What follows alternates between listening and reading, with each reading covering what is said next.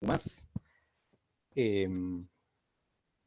Ya no pude conectarme, entonces las disculpas del caso porque todo estaba bonito a la plática, estaba el compañero, se me olvida este momento el nombre, no sé si está conectado el día de hoy, si pudiéramos retomar lo que él iba a comentar el día de ayer. Sí, Lick, acá estoy. Excelente.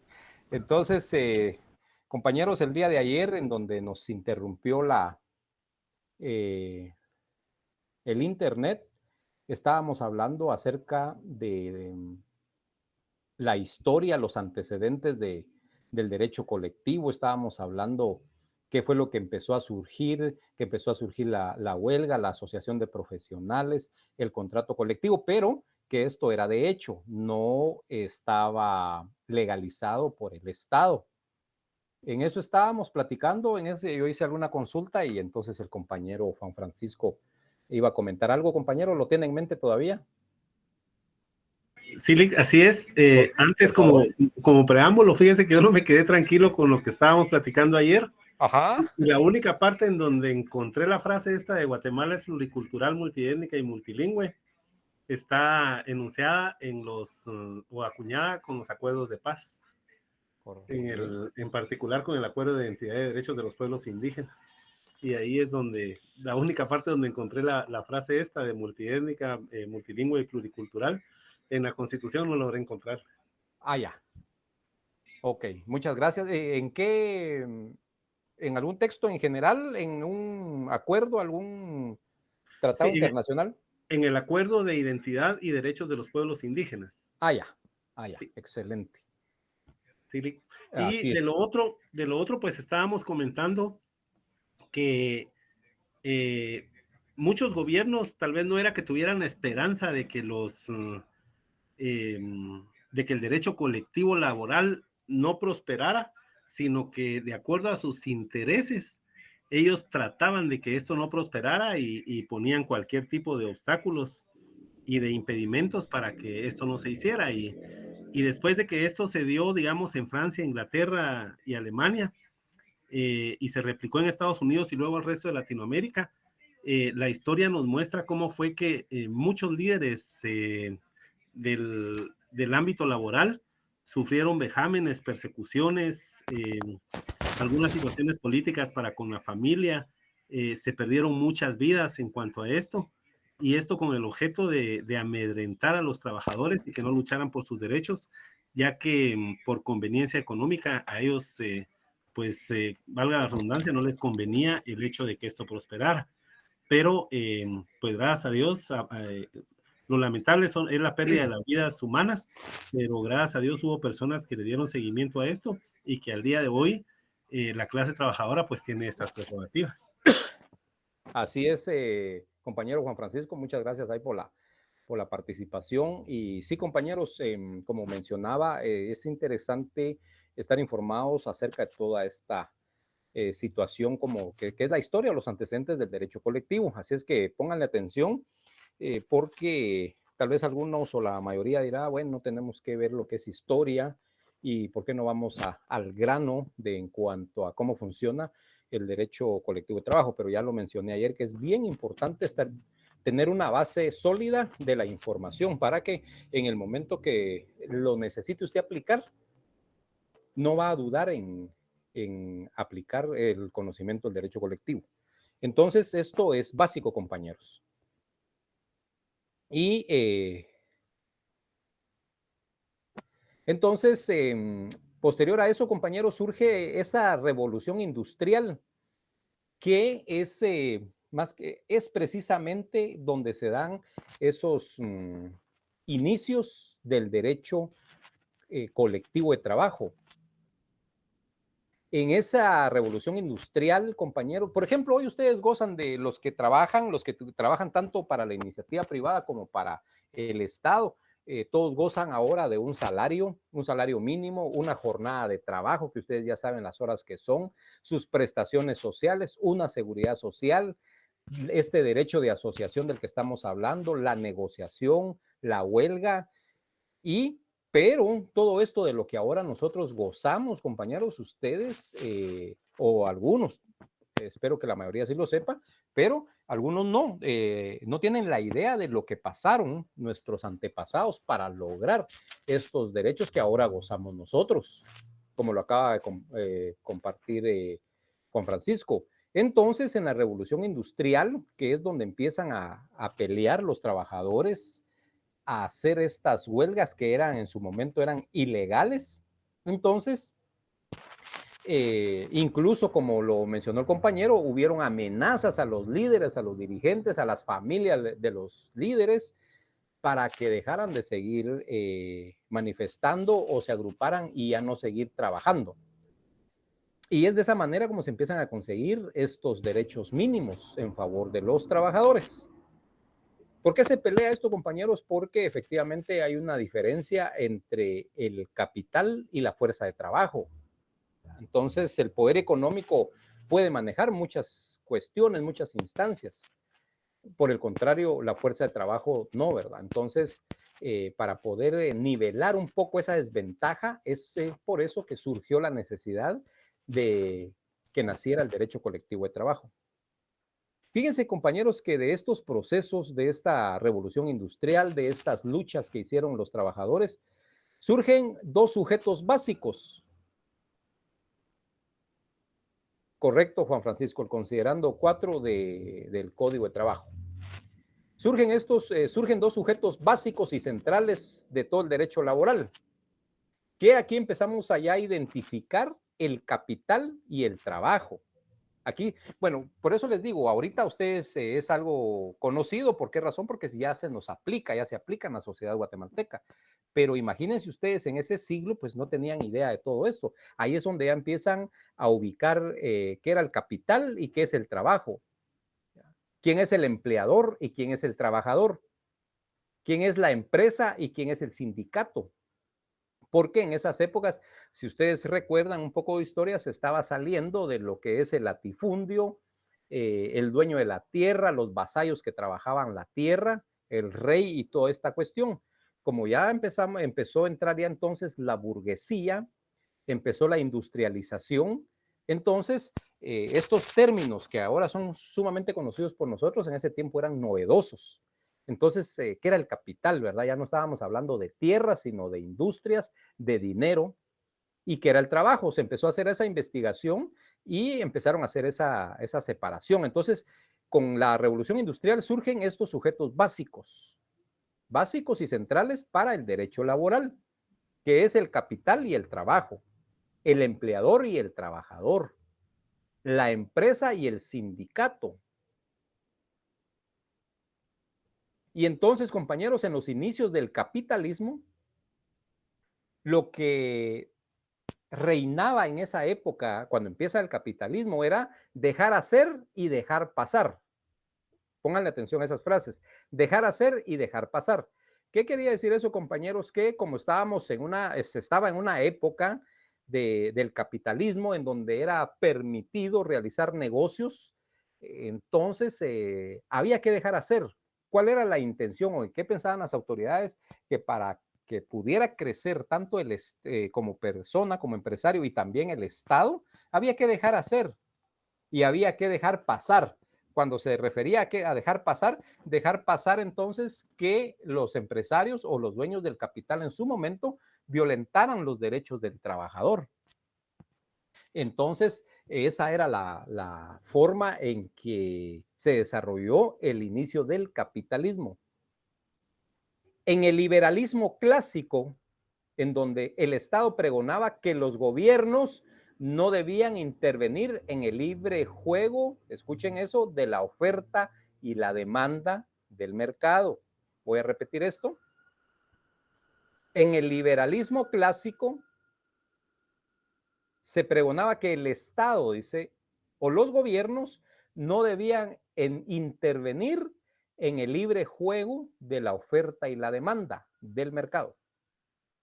Había libertad para el negocio, para los negocios, para las empresas. El Estado no intervenía en la realización de los negocios. Por eso que también se daba los negocios abusivos. De esa manera le llama al Código de Comercio cuando hay un aprovechamiento en la forma de negociar.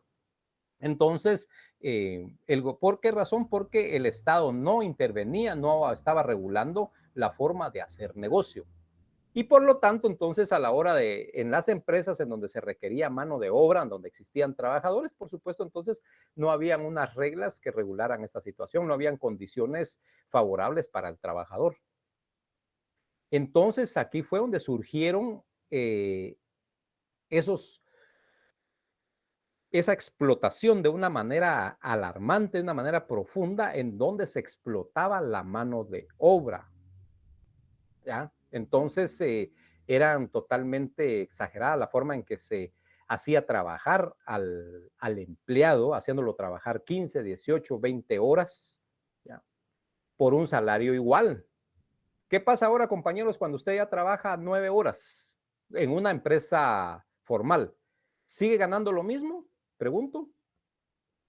No, Lick, son horas extraordinarias. Dígame, Oscar.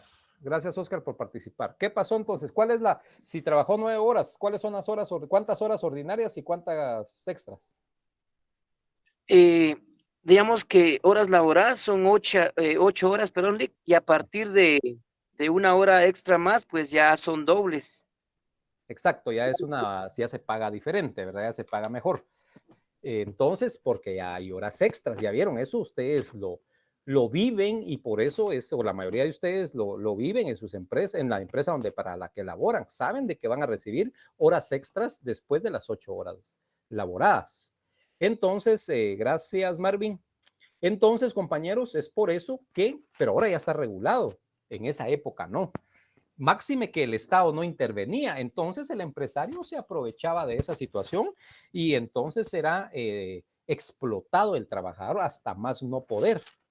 18, 20 horas y ganando lo mismo todo el día, por día o por 8. Usted ahora ya se lo separan, por ahí dice acompañar a alumnos, aunque sean formales, no pagan, sí. Bien, vamos a entrar un poquito a esos, pero hablemos pues de cómo lo establece la ley, que después de 8 horas, pues ya tiene que trabajar, ya tiene que ganar como hora extra, ¿verdad? Eso lo establece la ley, que por supuesto varias empresas o una gran mayoría de empresas trata la forma de evitar pagar horas extras, ¿verdad? Y se busca algunas estrategias ahí para hacerlo, y algunas definitivamente no lo pagan. Bueno, entonces, eso fue lo que sucedió, compañeros, con el neoliberalismo clásico, que como el Estado dice dejar pasar y dejar hacer, entonces el empresario hacía lo que quería. Y ante la necesidad que había, pues el pobre trabajador tenía que hacerlo, pues, y trabajar todo el tiempo que se le exigía, ¿ya? Y bueno, compañeros, como ustedes saben, el pueblo, la comunidad es bastante tolerante hasta cierto punto, pero cuando ya fue demasiada la explotación laboral, entonces, gracias Ángela, dice Ángela, que en la industria del call center se trabajan 9 a 10 horas. Creo que algunos trabajan un poquito más, he escuchado. Entonces, compañeros, como ustedes saben, vienen las situaciones de vida, de trabajo, que llega un momento, dependiendo cómo se esté desarrollando, llega un momento que ya no puede seguirse de la misma manera, va, llega un momento en que todo va a reventar. Y entonces aquí, con toda esta explotación que había, los trabajadores pues, se dieron cuenta que era demasiada la explotación y empezaron a surgir los conflictos, ¿ya?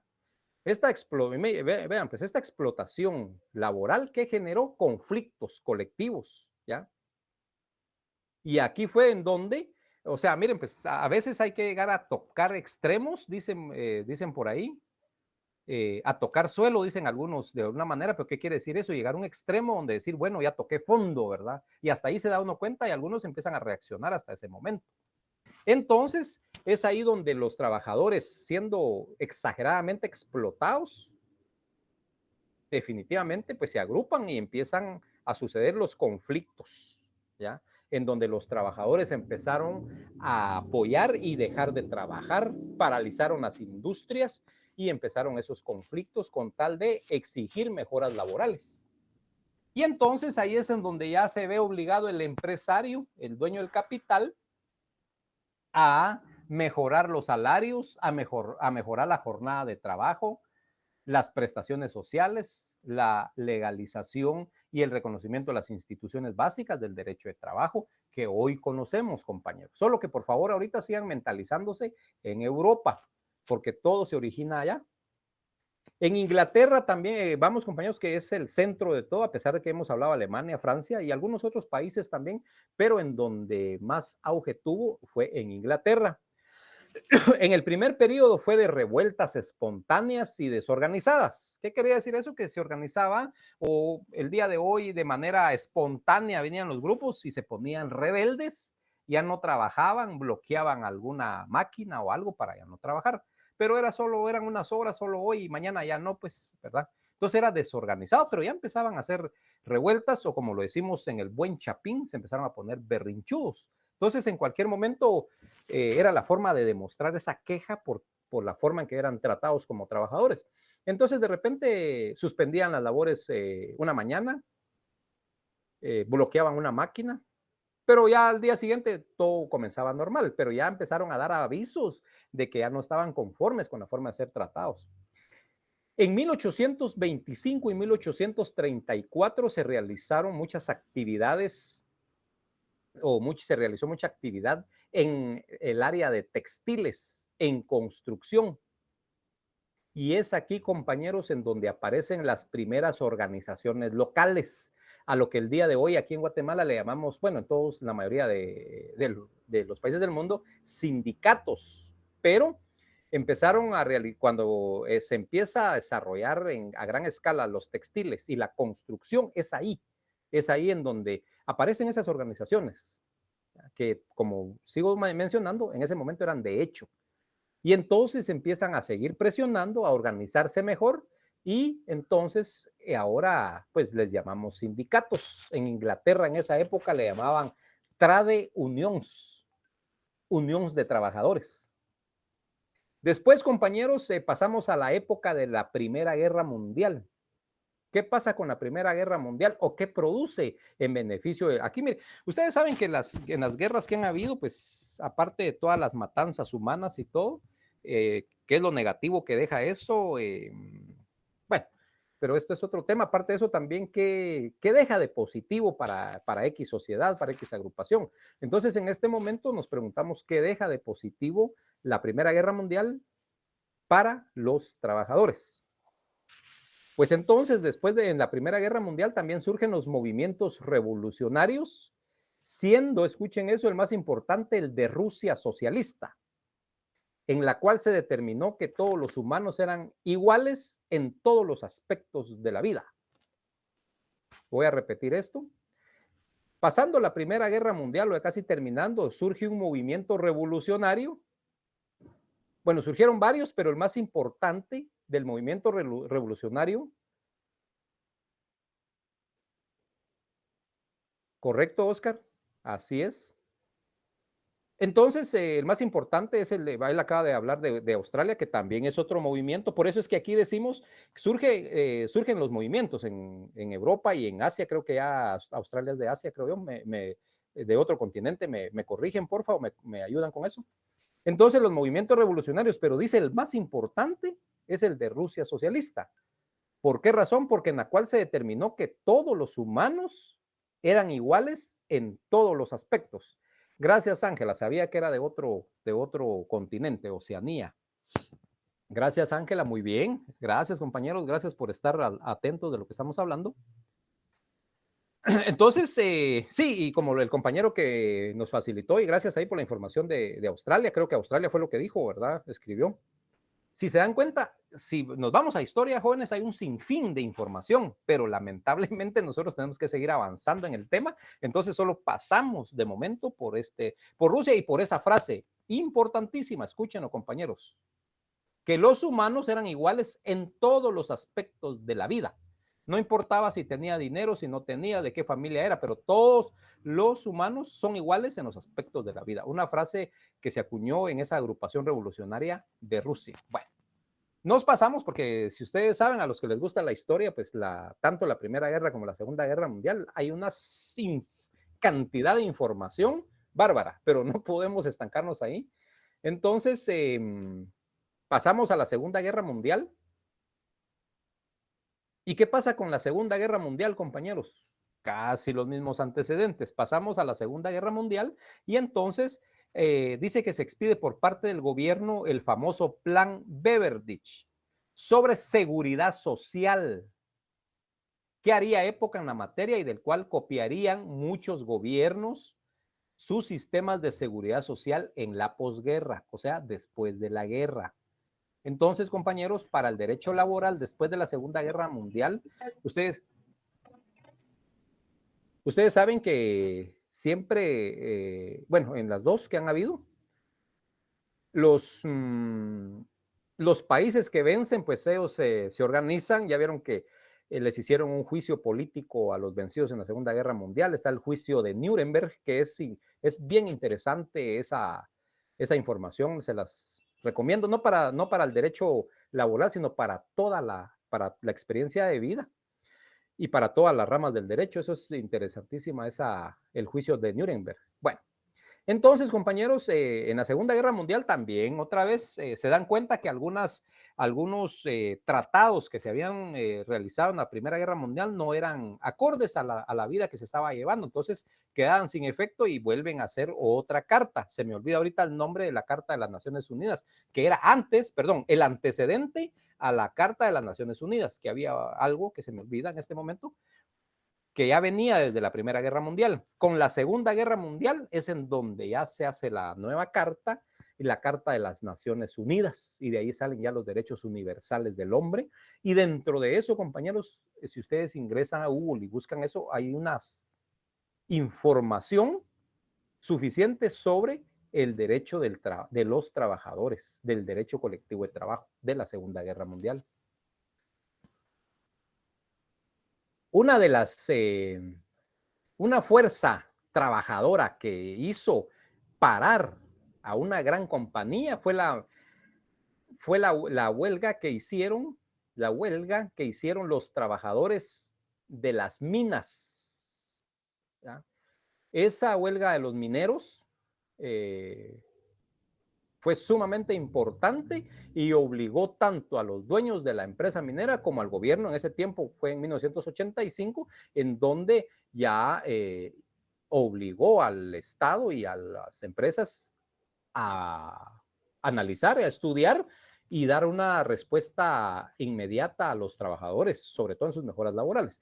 Yo digo a estudiar y analizar. Ellos, como lo dijo un compañero, ellos ya saben cómo es que funciona todo y hasta dónde pueden explotar al trabajador, ¿verdad, compañeros? Entonces, en este ir y venir, en ese momento que se estaban consiguiendo estos derechos que estábamos hablando, como